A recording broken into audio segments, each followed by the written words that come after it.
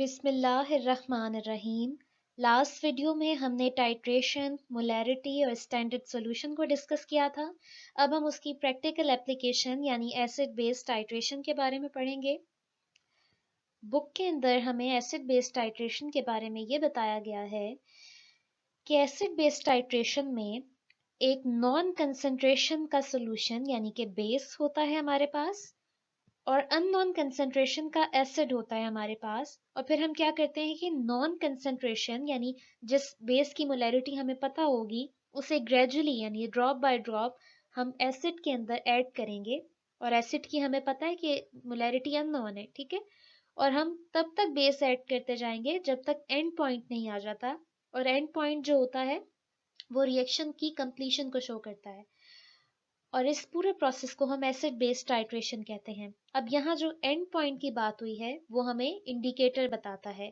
अगर आपको याद हो तो लास्ट वीडियो में हमने इंडिकेटर्स के बारे में भी पढ़ा था कि वो पीएच इंडिकेट करते हैं। एसिडिक मीडियम में उनका कलर और होता है और बेसिक मीडियम में डिफरेंट होता है उनका कलर। अच्छा, before starting the procedure of titration हमें कुछ अपरेटस के बारे में पता होना चाहिए जो इस पूरे प्रोसीजर में यूज होगा। सबसे पहले कॉनिकल फ्लास्क, ये फिगर में आपको शो हो रहा है, ये कॉनिकल फ्लास्क है, इस पे मेजरमेंट्स लिखी होती हैं। देन है ब्यूरिट, ये रॉड शेप्ड अपरेटस है जो इसे ब्यूरिट कहते हैं। इसके आगे आप देख सकते हैं यहाँ पे स्टॉप कॉक या फिर प्लग लगा हुआ होता है जिसके जरिए हम इसको ओपन या क्लोज कर सकते हैं, इसमें से जो बेस का फ्लो होगा उसे। इसके अलावा यहाँ पर भी इस ग्लास रॉड पर भी यानी ब्यूरेट पर मेजरमेंट्स लिखी होती हैं 0 से लेके 50 सेंटीमीटर क्यूब तक। ये ब्यूरेट स्टैंड है, इसके अंदर क्लैंप की मदद से हम ब्यूरेट को फिक्स कर देते हैं। इसके अलावा हमें चाहिए होगा ड्रॉपर, जिसकी मदद से हम इंडिकेटर डालेंगे फ्लास्क के अंदर।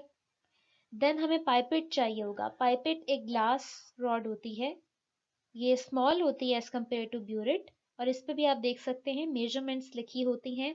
इसकी मदद से हम कोई भी सॉल्यूशन मेजर करके यूज कर सकते हैं। देन एक और टर्म है मेनिस्कस। मेनिस्कस की डेफिनेशन आपके सामने इस वक्त मौजूद है। A meniscus is a curve in the surface of a molecular substance when it touches another material. आपने अक्सर देखा होगा कि कोई भी अगर लिक्विड सॉल्यूशन होता है तो उसकी सरफेस पर आपको एक कर्व सा नजर आ रहा होता है, उसे मेनिस्कस कहते हैं।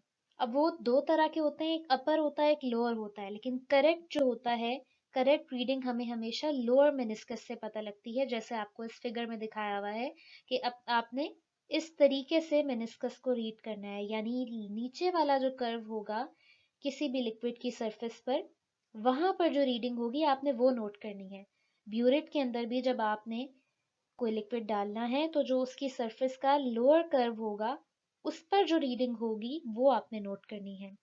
अब हम आ जाते हैं प्रोसीजर पर। फर्स्ट स्टेप ये है कि हमने ब्यूरेट के अंदर NaOH का सॉल्यूशन डालना है जिसकी मोलैरिटी हमें पता है, ठीक है। अब हमने इनिशियल रीडिंग नोट कर लेनी है। याद रहे यहाँ पर अगर आपकी ब्यूरेट हाफ फिल थी, ठीक है, यानी कंप्लीट नहीं फिल हुई हुई थी, तो आप उसे रीफिल करें और फिर उसे 0 मार्क से आपने स्टार्ट करना है। यानी अगर 0 मार्क से ज्यादा उसके अंदर सोल्यूशन है तो आप ड्रेन कर सकते हैं उस सोल्यूशन को। आपने लेकिन स्टार्ट कहाँ से करना है? 0 मार्क से, ठीक है। जब आप इसे लैब में परफॉर्म करेंगे तो आपको ये मजीद क्लियर हो जाएगा। अच्छा, ये याद रहे कि ब्यूरेट के अंदर जो सोल्यूशन होता है उसे हम कहते हैं टाइटर। नेक्स्ट हम आ जाते हैं सेकंड स्टेप पर। अब हमने पाइपेट आउट करना है। पाइपेट आउट हमें पता है, पाइपेट की मदद से सॉल्यूशन को सक करना है। 10 सेंटीमीटर क्यूब सॉल्यूशन हम लेंगे पाइपेट की हेल्प से HCl का, और उसे कॉनिकल फ्लास्क में डाल देंगे या टाइट्रेशन फ्लास्क भी कहते हैं जिसे। अब इसके अंदर हमने 1 to 2 ड्रॉप्स डालने हैं फिनोल्फिथिलीन इंडिकेटर के, ठीक है। ये क्यों हम डाल रहे हैं? ताकि हमें एंड पॉइंट क्लियरली नजर आ सके। अब याद रहे कि जो सॉल्यूशन टाइट्रेशन फ्लास्क के अंदर है या कॉनिकल फ्लास्क के अंदर है उसे टाइट्रेंट कहना है, ठीक है। अब एसिड बेस इंडिकेटर्स के बारे में इन्होंने आपको बताया हुआ है। ये 3 तरह के एसिड बेस इंडिकेटर्स हैं जब मिथाइल ऑरेंज की बात करें तो वो कलरलेस होता है एसिडिक मीडियम में, और कलर्ड होता है, येलो कलर का होता है जब वो बेसिक मीडियम में होता है। इसी तरह अगर लिटमस की बात करें तो वो रेड कलर का होता है एसिडिक सॉल्यूशन में, और बेसिक सॉल्यूशन में ब्लू कलर का होता है। फिनोल्फिथिलीन की अगर हम बात करें तो वो कलरलेस होता है एसिडिक मीडियम में, और बेसिक मीडियम में ये रेड कलर का हो जाता है या पिंक होता है। एक्चुअली पिंक होता है, रेड इन्होंने ऐसे लिख दिया। थर्ड स्टेप ये है हमारे पास कि अब हमने ब्यूरिट का जो आगे स्टॉप नॉब था उसे उससे अलाउ करना है कि ड्रॉप बाय ड्रॉप जो बेस है वो फ्लास्क के अंदर गिरना शुरू हो जाए। ठीक है, अब क्या होगा, जैसे drop by drop base add होती जा रही है फ्लास्क के अंदर, आपने साथ साथ फ्लास्क को शेक करते जाना है ताकि जो बेस और एसिड है वो मिक्स हो जाए अच्छी तरीके से। जब आपका सॉल्यूशन लाइट पिंक कलर का हो जाए तो आपने फौरन ब्यूरिट को बंद कर देना है, मजीद बेस नहीं गिरानी उसमें, और ये आपके पास फाइनल रीडिंग होगी यानी एंड पॉइंट होगा। ठीक है, और अगर आपका सॉल्यूशन बहुत फ्लो के साथ स्पीडली गिर रहा था और आप एंड पॉइंट आपने मिस कर दिया है, आपको नहीं पता लगा कि कब एंड पॉइंट आया है, तो आपको ये पूरा एक्सपेरिमेंट रिपीट करना पड़ेगा। ठीक है, इसलिए आपने एंड पॉइंट को केयरफुली नोट करना है। जैसे ही आपका सोल्यूशन पिंक कलर का हो और आप हिला रहे हो साथ साथ और वो पिंक कलर का हो, तो आपने फौरन बेस ऐड करना रोक देनी है। ठीक है, और ये याद रहे कि जब भी आपने रिपीट करना है एक्सपेरिमेंट को तो आपने वॉश करना है फ्लास्क को पहले, फिर अंदर दोबारा डालनी है एसिड और फिनोल्फिथिलीन, और फिर आपने रीडिंग लेनी है। ठीक है, अच्छा, अब आपने इनिशियल रीडिंग तो ले ली थी, 0 से स्टार्ट किया था, आपने फाइनल रीडिंग भी नोट कर ली हर एक्सपेरिमेंट की, यानी आपने एटलीस्ट 3 दफ़ा हम एक्सपेरिमेंट करते हैं और फिर उसकी एवरेज लेकर हम वैल्यूज पुट करते हैं फॉर्मूले में। ये आपको उन्होंने सेटअप दिखाया हुआ है, ये आप देख सकते हैं, ये ब्यूरिट है, इसके अंदर हमने NaOH का सोल्यूशन डाला है, स्टैंडर्ड सोल्यूशन है जिसकी मोलैरिटी भी हमें पता है और वॉल्यूम भी ब्यूरिट हमें शो कर रहा है। ये कॉनिकल फ्लास्क है, इसके अंदर हमने 10 मिलीलीटर या 10 सेंटीमीटर क्यूब हमने एसिड का सोल्यूशन लिया जिसकी मोलैरिटी अननोन थी, हमने फाइंड करनी है। अब ये देखें, ये इनिशियल वैल्यू यहाँ 0 से स्टार्ट की थी और फाइनल वैल्यू यहाँ कहीं पर आई है, और यहाँ पे जो कलर है वो चेंज हो गया है सोल्यूशन का, ये पाइपेट की मदद से हमने जब सोल्यूशन लिया था। अब आगे हम इसकी जो वर्किंग है वो कर लेते हैं। ये पूरा प्रोसीजर उन्होंने यहाँ रिपीट किया है। ठीक है, जो हमने अभी पढ़ लिया है। अगर हम एज्यूम करते हैं कि हमने 10 मिलीलीटर HCl सॉल्यूशन लिया था और उसके अंदर हमने 30 मिलीलीटर 0.1 मोलर NaOH डाली, तो हमारे पास रिएक्शन कंप्लीट हो गया, यानी जब ब्यूरिट का जो एंड पॉइंट है वो 30 ml पर आ गया, यहाँ पर 30 ml पे हमारे पास फाइनल पॉइंट आ गया। स्टार्ट तो हमने 0 से किया ना, और हमने लिया था HCl 10 ml। ठीक है, और मोलैरिटी NaOH की कितनी थी, 0.1 मोलर। तो अब हम फाइंड कर सकते हैं मोलैरिटी HCl की। जी हाँ, हम बिल्कुल कर सकते हैं। बैलेंस अगर हम इक्वेशन को देखें तो उसकी मदद से हम फाइंड कर सकते हैं। हमारे पास फॉर्मूला होता है टाइट्रेशन में जो यूज होता है, M1V1 is equal to M2V2। सबसे पहले तो हम डेटा बनाएंगे। हमारे पास ब्यूरेट के अंदर NaOH सोल्यूशन था जो 0.1 मोलर था। पाइपेट से हमने जो HCl सोल्यूशन लिया उसकी मोलैरिटी हमें नहीं पता थी, इसलिए molarity is equal to question mark. जो इंडिकेटर था फिनोल्फिथिलीन, और कलर चेंज कलरलेस से हमारा सॉल्यूशन पिंक हो गया। अब V1 यानी वॉल्यूम ऑफ HCl टेकन, हमने 10 मिलीलीटर लिया पाइपेट की मदद से, और मोलैरिटी HCl की हमें नहीं पता, हमने फाइंड करनी है। वॉल्यूम NaOH का हमारा सपोज 30 मिलीलीटर आ गया ब्यूरिट से एंड पॉइंट, और मोलैरिटी NaOH की हमें पता थी 0.1 मोलर। अब नंबर ऑफ मोल्स HCl के 1 और नंबर ऑफ मोल्स NaOH के भी 1।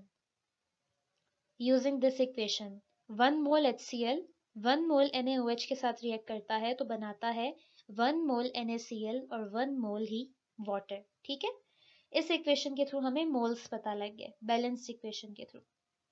अब ये सारा डेटा हमारे पास मौजूद है। अब हम सिंपल फॉर्मूला लगाएंगे और उसमें वैल्यूज पुट करेंगे। फॉर्मूला होता है M1V1 is equal to M2V2। अब आपने बहुत ध्यान रखना है कि आपने M1 किसे कहा है और M2 किसे कहा है। हमने यहाँ पर M1 सपोज किया है HCl की मोलैरिटी को, जो कि हमने फाइंड करनी है, और V1 भी HCl का वॉल्यूम है जो हमने 10 सेंटीमीटर क्यूब पाइपेट की मदद से लिया था, और नंबर ऑफ मोल्स तो 1 ही है। इसी तरह मोलैरिटी 2 है जो M2, वो हमारे पास NaOH की है 0.1, और वॉल्यूम उसका था 30, और मोल्स हमें पता है 1 ही थे।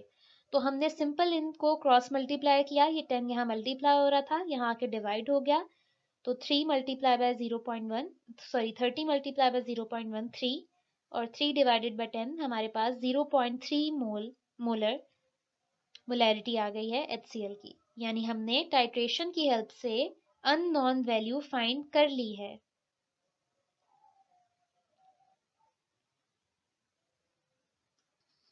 अब हम एक और एग्जांपल देखते हैं, बुक में ही गिवन है।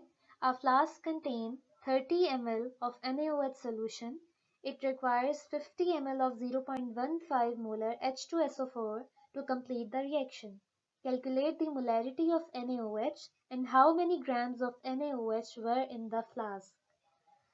अब आपने पहले तो इक्वेशन देखनी है, ठीक है।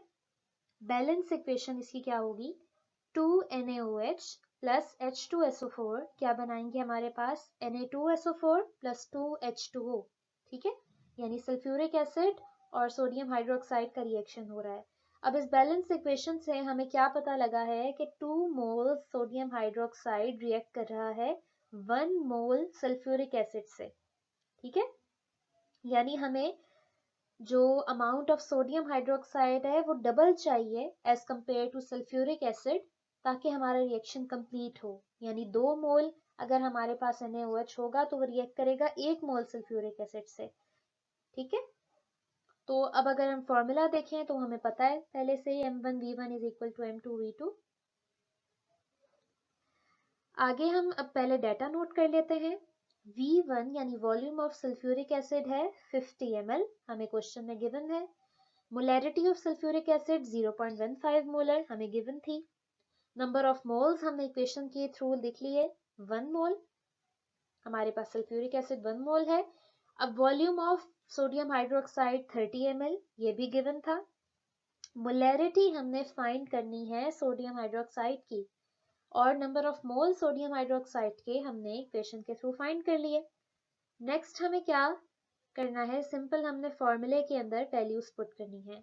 M1V1 is equal to M2V2, M1V1 over N1 is equal to M2V2 over N2।